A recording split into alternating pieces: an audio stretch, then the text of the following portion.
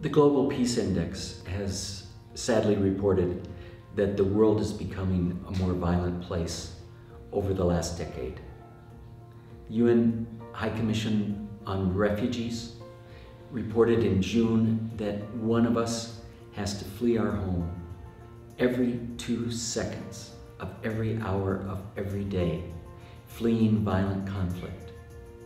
We're also seeing from the Intergovernmental Council on Climate Change, the report that there will be more conflict as the climate becomes more and more disrupted. So we will have more conflict in the future. I joined this work because coming from Kenya, I was affected by watching conflict appearing during elections in 2008, 2009. And that stressed me because I wondered, what is the role of civilians when conflict occurs in a community? Do we have a role? Can we make a role? Can we expand a role? And I found that there were very few organizations that would give me this opportunity to learn the skills. If conflict has occurred, what could I do?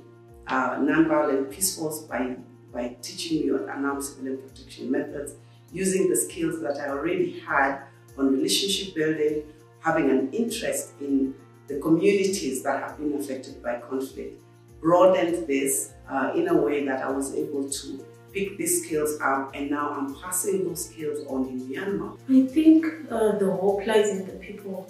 There's already resilience within the people, even after generations and generations of war.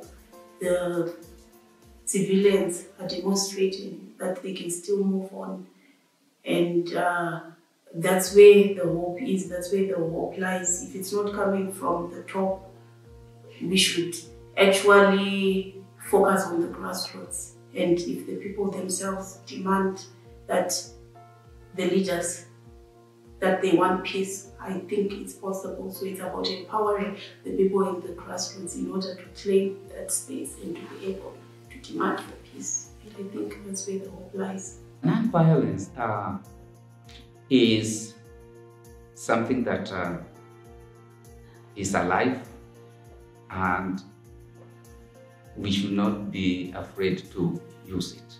Most of the time, many people resort to violence because it's easy. It is something that is easily available. It's something that is ingrained in our upbringing, that we can shout somebody down when we disagree with him. We can beat somebody to silence.